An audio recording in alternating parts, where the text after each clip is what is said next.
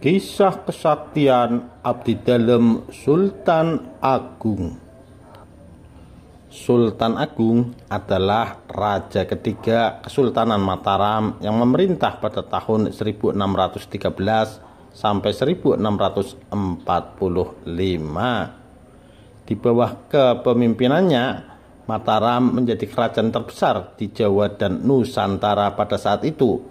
Sultan Agung pernah menyerang VOC di Batavia 2 kali pada tahun 1628 dan 1629.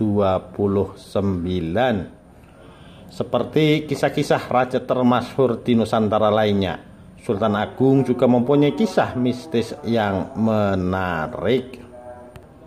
Sesuai babat tanah Jawi, saat menjadi raja, dia mempunyai seorang abdi, Jurutaman namanya. Konon abdi dalem ini dulunya adalah manusia, namun akhirnya berubah wujud menjadi siluman dan mempunyai kesaktian yang istimewa. Tempat tinggalnya di tengah hutan belantara di Tunjung Bang, wilayah kerajaan Mataram. Jurutaman itu adalah abdi dalem Kanjeng Panembahan Senopati, kakek Sultan Agung.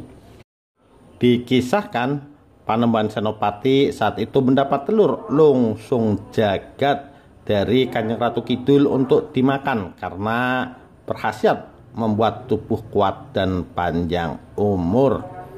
Namun Panembahan Senopati tidak langsung memakannya, melainkan membawanya pulang. Sesampainya di kediamannya, telur itu diberikan kepada Ki Jurutaman, abdi dalem yang sangat setia, yang saat itu dalam keadaan sakit. Panembahan Senopati menyuruh Ki Jurutaman memakannya agar sembuh dari penyakitnya. Apa yang terjadi?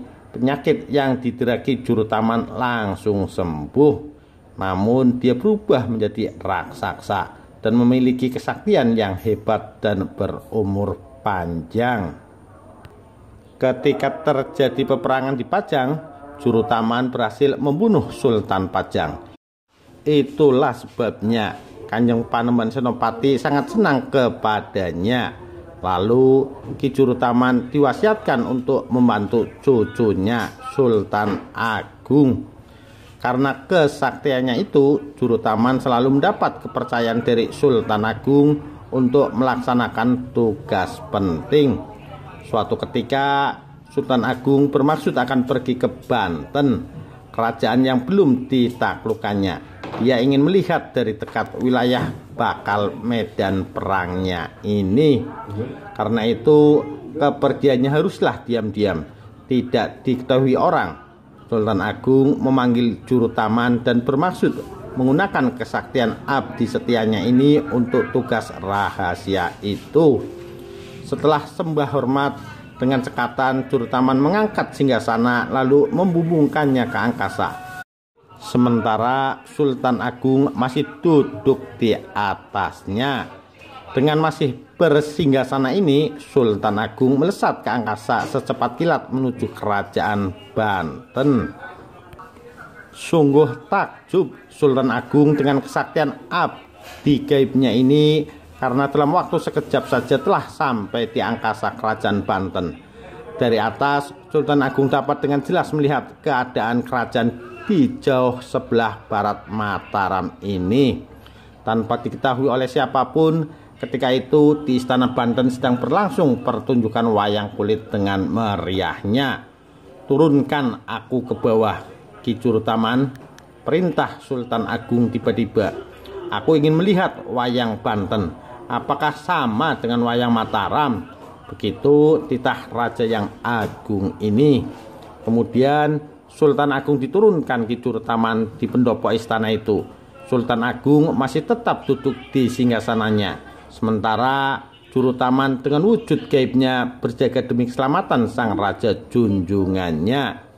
Mendapati seorang priyayi yang hadir tiba-tiba di tengah pertunjukan wayang, orang-orang yang ada di pendopo itu terkejut dibuatnya.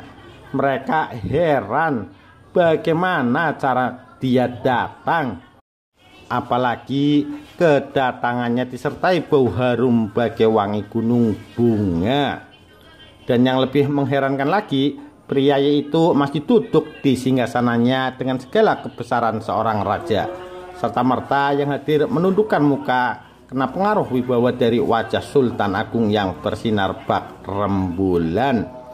Raja Banten pun datang dengan sikap sangat hormat dan serta-merta menyatakan baktinya. Sehingga Sultan Agung menaklukkan kerajaan Banten tanpa peperangan.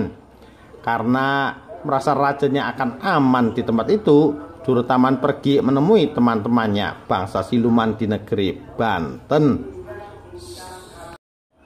Sepeninggal Jurutaman, Sultan Agung berpamitan kepada Raja Banten. Segera Sultan Agung turun dari singgasananya dan memanggil Jurutaman. Yang dipanggil tentu saja tidak datang karena memang sudah tidak ada di tempat itu. Sultan Agung merasa khawatir. Meski sudah memutari pendopo itu, Jurutaman tetap tidak ditemukan.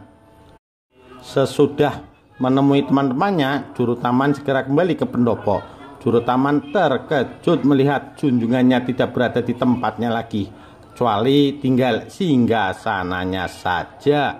Dia mengira Sultan Agung telah kembali ke Mataram seorang diri dengan cepat. Segera saja Jurutaman menyusul rajanya ke Mataram dengan menjunjung singgasana itu.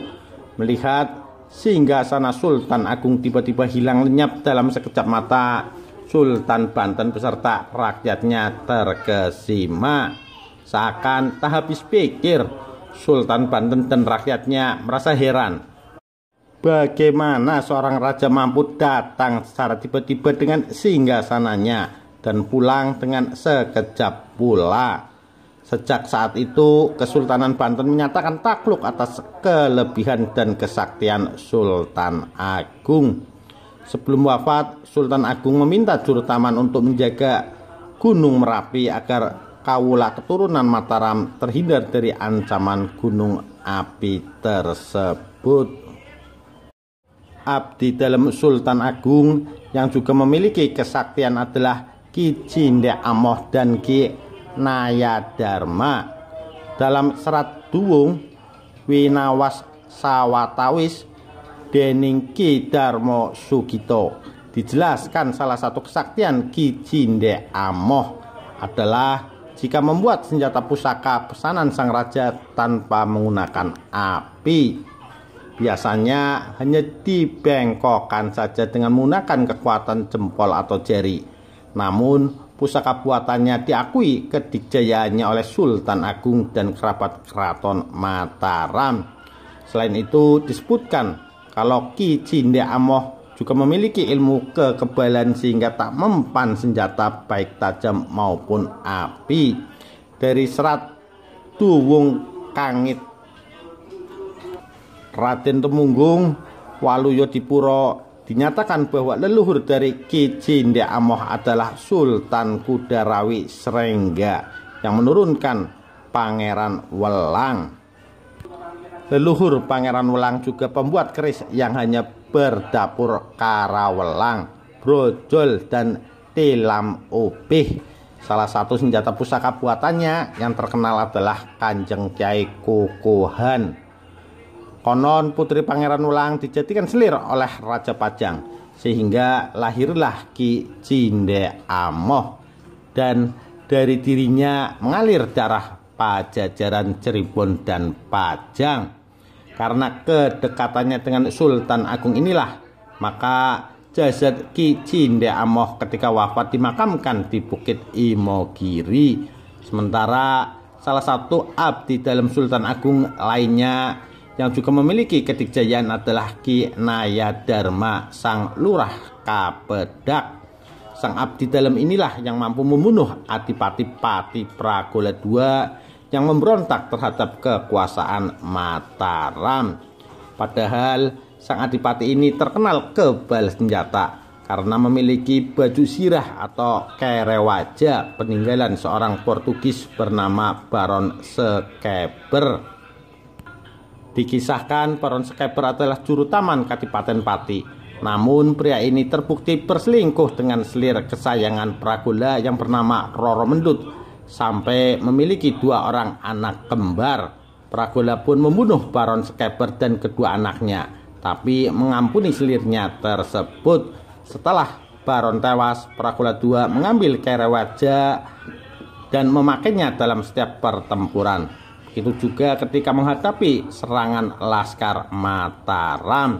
Pragola selalu berhasil menghancurkan pasukan Mataram yang datang menyerbu ke Kadipaten Pati. Lalu Kinaya Dharma, sang abdi dalam itu mendapat wangsit jika dialah yang mampu menaklukkan sang adipati dengan pusaka Mataram, yaitu tombak baru kelinting.